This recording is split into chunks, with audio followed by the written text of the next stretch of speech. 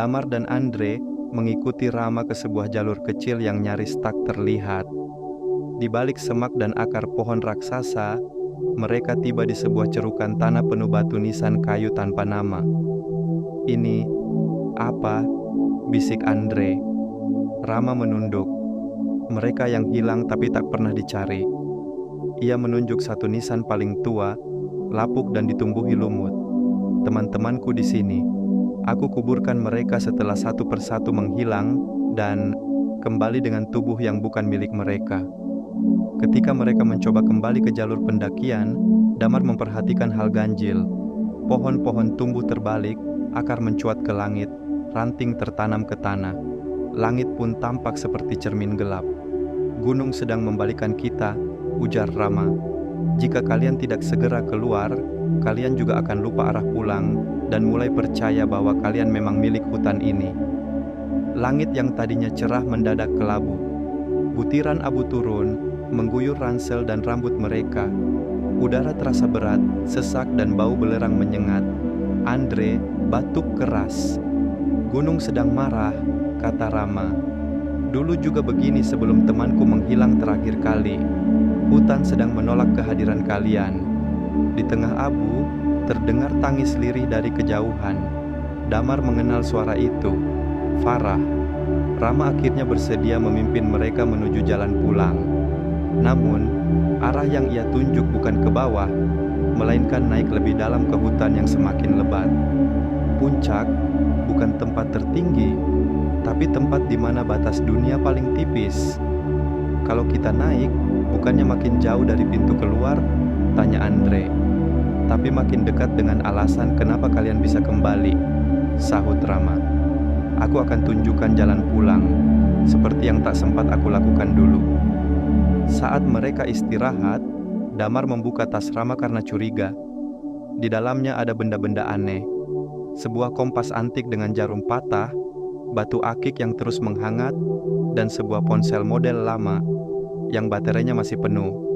Layar ponsel menyala. Ada satu pesan yang terus muncul. "Jangan ikut tarian itu."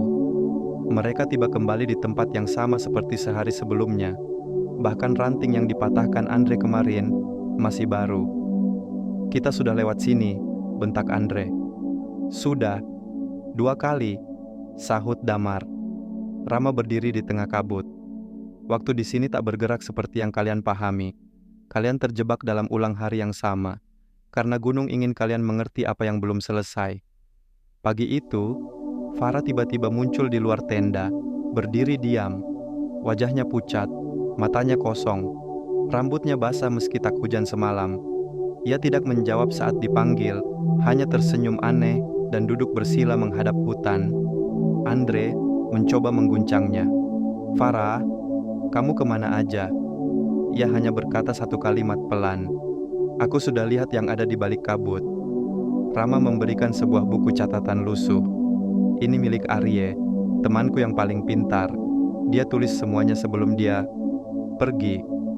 Dalam jurnal itu, tertulis kisah pendakian mereka tahun 2009. Gangguan aneh, suara-suara, dan akhirnya tarian yang dipimpin penjaga. Satu paragraf tertulis tebal, "Yang tidak memilih akan dipilih." Damar menggigit bibir. Artinya, kalau kita diam saja, gunung akan memilih siapa yang harus tinggal. Rama mengungkapkan sebuah rahasia. Gunung Salak tak pernah benar-benar lapar akan korban, tapi menjaga keseimbangan antara dunia.